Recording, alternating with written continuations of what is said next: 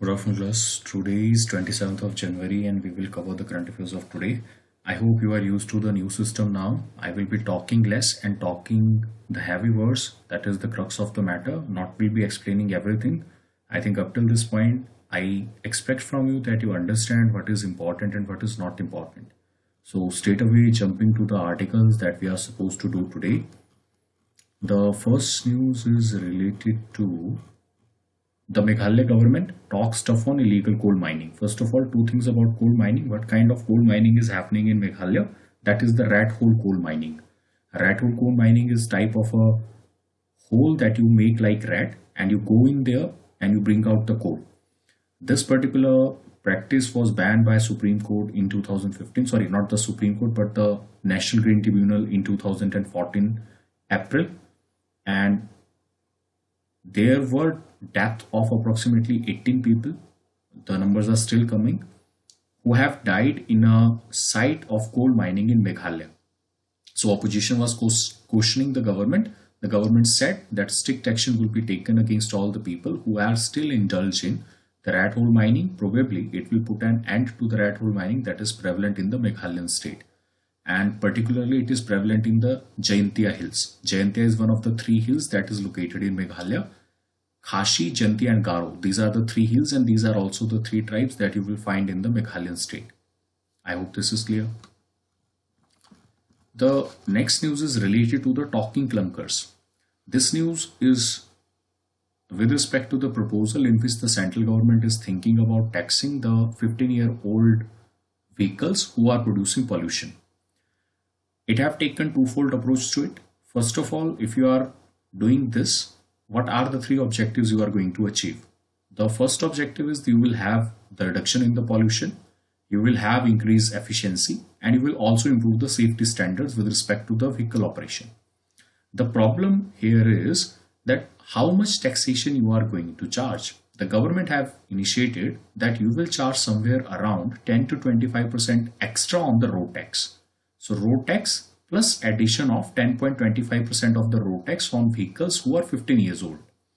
The analysis of this particular news is the amount of the road tax. The intention is true, but the article questions the premises of the government in which the incentives are not paid to the people. If the incentives are not paid, how much people would be able to basically get the good price of their older vehicle? The second fold problem of this is if the taxes that you are charging from the people is very less, then there is no incentive to switch to the newer vehicle. I hope this is clear. So twofold problem are there. The first one, no scrappage policy. The second one is no incentives for the people if the taxation is very small to the newer vehicles. Now that will create another type of problem in the economy in which the old vehicles will not fetch much prices and the 15 years old vehicle will not receive much from the government, so that people will be using it by illegal means or either they will be using it by the paying of the taxes. Now there are certain exemptions that are also provided for tractors, hybrid and electric vehicle who will not come under the ambit, and the public vehicles are provided a concession because government has always provided themselves a concession. And one thing that they have missed here is the army vehicle. So there are certain army vehicles that cannot be just kept out of the emission norms that the government have suggested. So some government vehicles that are still operation from the last 15 years will stay. The problem with respect to this particular policy is the government is not providing any incentives. These incentives are not there. How will the older vehicle will get the replacement? And when we talk about the society as a whole, not all people are placed on equal footing. Let's say there is a particular rickshawala who have been using the same rickshaw for the last 20 years. He does not have any incentive to sell his old rickshaw. The government is simply forcing his decision on it. So definite targeting or selectivity of the persons who are needy to be paid the incentives needed to be ensured. If that can be ensured, I think the livelihood and the environment both can be protected. I hope this is clear. The next news is related to the vulnerabilities. So this is the use of the blockchain technology. The analysis revolves around three things. The first thing is how safe are the electronic voting? The idea that the Election Commission have said, Election Commission is now thinking of providing a facility online for casting your vote. And for this, the Election Commission of India has used IIT Bangalore and IIT Madras for the development of the blockchain. What is blockchain? I will come to this in a minute. But this is the technology that they are using. Now, before going into this, if we talk about the electronic voting machine right now, they are a standalone single chip machine usage, which does not connect with any other network. So the efficacy has been established by the Election Commission of India. Now, if you vote in any particular election, what are the 3 or 4 things that you desire? You desire accountability, you desire auditability, that it could be audited if your vote is going to the right person, accountability that the machines is functioning properly. You require transparency. So for that, we have VVPAT. You can see to whom you are voting on the screen. It is getting printed. I hope this is clear. Then you also require transparency. So these are some of the things that you require in a voting system. Now, people, even after such assurance by the Election Commission, still doubt on the voting pattern, in which the machines are often accused of being hacked by the BJP government, or the vote that you put in the machine is wrongly going to the other person to whom you have not voted. So establishing the trust of the people in the online voting is still a long run. We have compared this with the procedure that is followed in United States of America. What happens in United States of America, all those people who had to vote, they are given a postal ballot, they sign on the postal ballot, and then there are certain post office in which they came back and put in their letters to whom they have voted. They are then taken away to the counting station and then they are counted. This is the similar way this is going to happen in India, but with the online system. The online system that we are talking about is a blockchain technology. Now, what is a blockchain technology? It is a type of technology. For example, let's say the best simple example. You all have bank accounts. Right now, if you are having a bank account in State Bank of India, State Bank of India is maintaining all your transactions. Now imagine, in place of State Bank of India, there are certain individuals from all around the country who are currently authorizing the statements or the transactions that are happening in your account. Okay, so right now it is a private ledger. If it becomes a public ledger, it will be open for scrutiny by all. So that is the thing the Election Commission of India intends to have. So Election Commission of India will allow you to vote, but your vote will only be counted if the Election Commission of India authorizes that this person's digital signature matches, because you will also have to put in certain ID. This personal digital signature matches with the person who is actually casting the vote. So that is the one thing that we are talking about here. I hope this is clear. Now, what about postal voting? The postal voting is still going online, in which Unicode is being provided, the end-to-end inscription is being provided, and in that particular backdrop, the vote can be sent by email, and it will be by the end the responsibility of the returning officer who will have to count that in, or who will have to count them in the functioning of the democracy. So I hope this is clear. The next news is related to the pursuing national interest at the United Nations High Table. First of all, what is UNSC? UNSC is United Nations Security Council. India recently became the member of the United Nations Security Council for 2 years. And this article revolves around that what are the goals of India at the United Nations Security Council. So the immediate goals, the timings, and the questions of reforms, these are all discussed here. Now, right now, the membership of India at the United Nations Security Council is to ensure the regional stability. From the earlier time, there is uncertainty, there is dearth of internationalism, there is dearth of globalization, to which India can provide a counter, and India can contemplate on all the issues. Further, provided the new world order is emerging, the global commons on which for a bigger time now the people have agreed or the countries have agreed are now shutting down.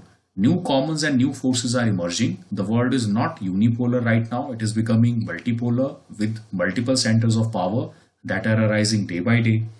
Now, what was the objective of United Nations Security Council? To bring peace and security to the world. In that backdrop, right now it is not able to control any of the situation, and the United Nations Security Council from some countries, there has been demand that the reforms in the United Nations Security Council should also happen, probably from the four countries that are Germany, Brazil, Japan, and India. These are called as G4 countries. So they have been demanding the reforms of the United Nations Security Council. First of all, we will analyze the timing of the membership. At this particular time, India right now does not sit on the sidelines of the table. India is an active participant in the geopolitics with respect to anything that is happening in the world. And as China is increasing its influence on the border, that is along the line of actual control, so India have, with compulsion, had to accept the ally from the Western arena, that is USA and the Europe. The other thing that India have to balance is the closeness of Russia and China, who are getting closer to one another, and at times they appear that they are speaking in the same language at the international platform. We have already seen some statement that Russia and China have made with respect to USA, and they are both targeting United States of America, although not directly targeting India, but targeting commonly and speaking in the same language. If we talk about India, what could be the relation? India have to manage the waters or the troubled waters in a very type of a skilled manner. It have to negotiate between Russia, it have to negotiate between USA, it have to talk between the countries, and then again there are own personal agenda that India have to pursue. Now the factions of India and China are already talked about. We have seen China being opposed to the counter-terrorism committee, which would be headed by India in 2022, which was opposed by China. Now, this is a precursor to the thing that is going to happen in the next 2 years. China and India will create trouble in United Nations Security Council against one another, and whatever agenda that India is trying to pursue will be countered by China in one way or another. Now, there is another resolution called as 1373, in which India have called for the global definition of the terrorism. And this global definition of the terrorism is basically India have taken a stand in which India have said that there should be not a definition or a distinction between good and bad terrorism. However, there should be a common agenda definition of the terrorism. In that backdrop, India is going to head the Taliban. The Taliban is sanctioned under as an international terrorist organization by the resolution of 1373. Now, how India will negotiate with Taliban, because India is going to work in Afghanistan in close cooperation also. Taliban is also asking India to work in close cooperation in the Afghanistan region. So these are some of the things that are going through. Apart from that, if we leave all these issues, the terrorism issue, the regional security issue, the Indian Open Ocean issue, the reforms of the United Nations Security Council, the Indo-Pacific region, there are other reforms that India wants. So United Nations Security Council, whether it is represented in a good manner or not, that is also needed to be debated.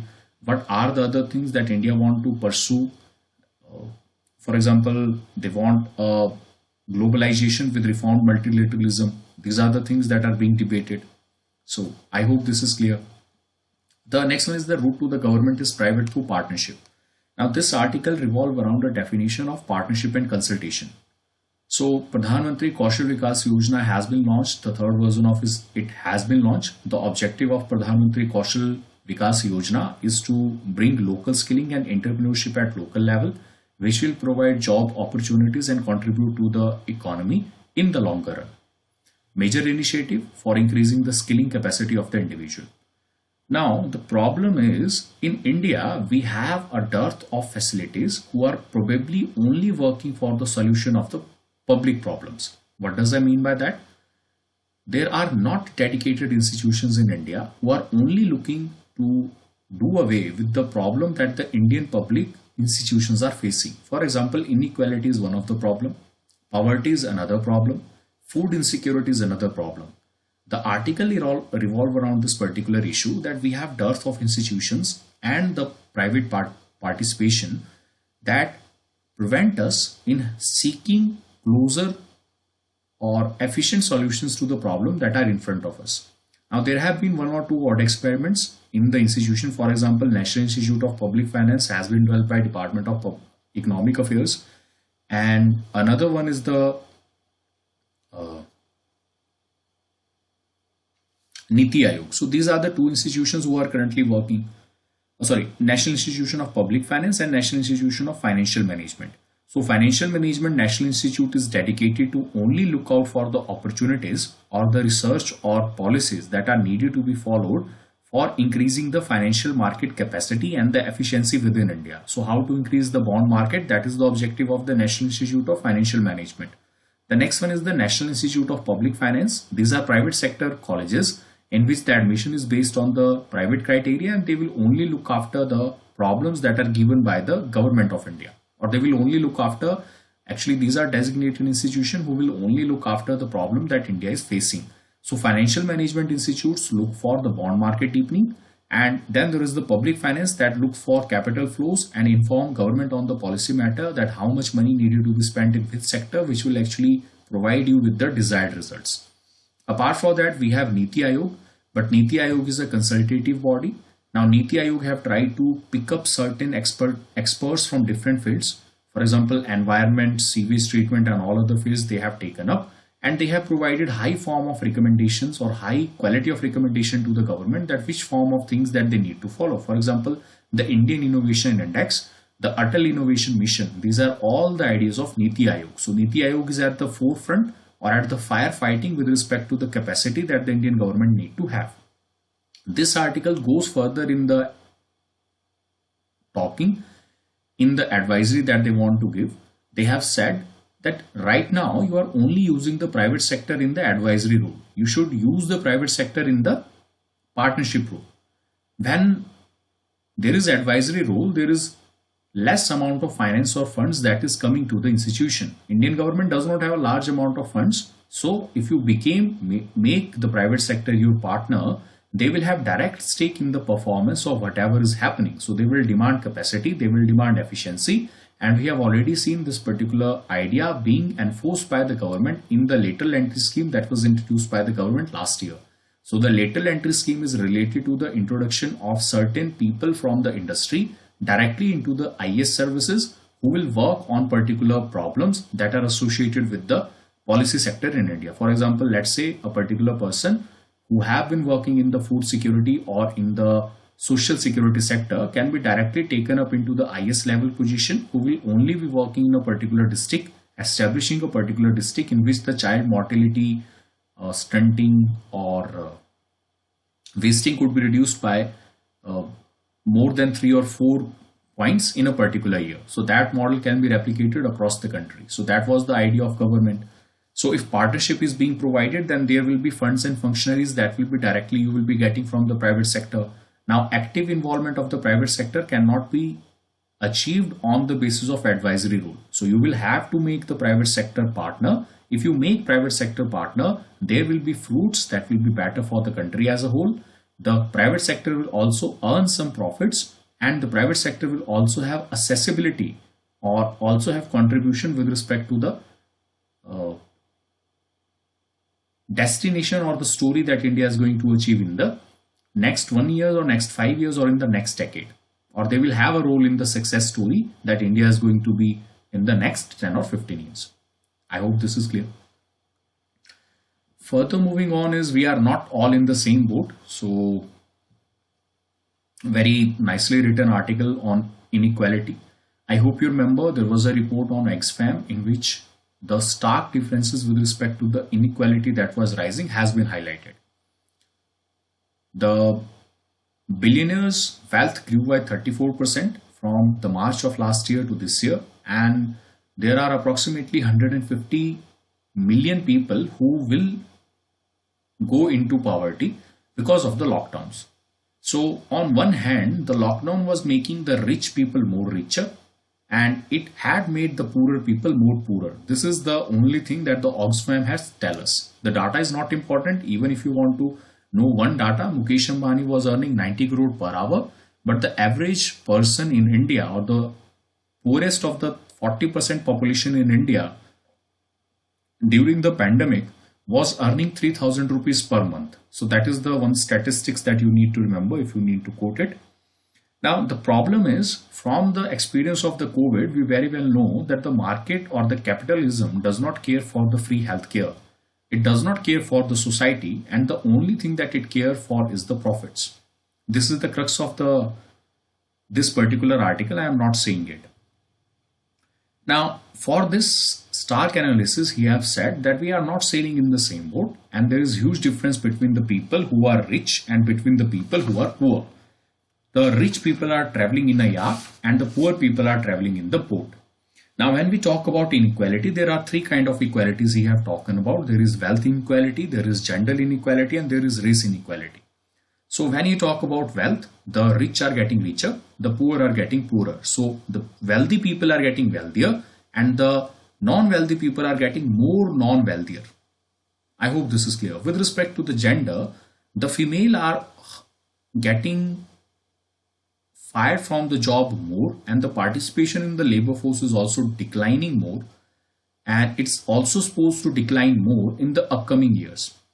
So that is the gender issue. The last is the race issue. You can say the Latino Americans, or the people who are not having, I think in India it would not be much a problem, but in the American countries and all other countries there would be Latino people, or the people belonging to inferior race, they are more likely to be fired by their companies as compared to the superior white race. Now, the problem with this is the poverty is also going to increase from 250 million to 500 million in 2020 people. So there will be 50 crore extra people who will get affected of poverty. And in India, if we talk about the menial jobs, or the side jobs, or the daily wages, or the daily wage earners who do not have much skilling at their hand, they were the most who were suffered. The persons who were well to do, or who had high skill sets, for example, the white collar jobs, they were arranging their meetings on the Skype, on Google Meet, and all other mediums that are available. Their work was not stopped. The work was stopped only of the people who are working or doing some menial jobs for the survival of the day.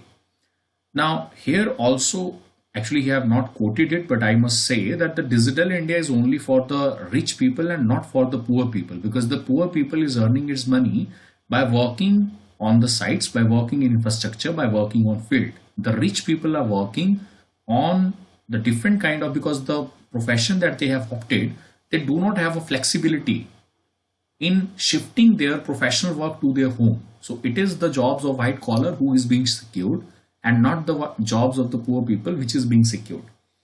After that, when we talk about what is the way forward to control this inequality, first of all, the rich are getting richer. So the conscious thing to do is tax the rich more. The progressive tax should be happen more. There is an advancement or a particular suggestion which have said that the persons who are earning beyond 10 lakh rupees should be taxed at a higher level, or the cess should be increased by 4 to 5%. That will actually increase the amount of earning the government will have, which it can use on the spending on the poor. Ensure food security, ensure the education, and ensure the health benefits needed to be provided at free of cost. Income security, green economy, and infrastructure are the another things that you need to invest, which will give jobs to the poor people and not to the richer people. So I hope this is clear. So we are not all in the same boat. This is the crux of the article. I hope you remember this. Now, further moving on.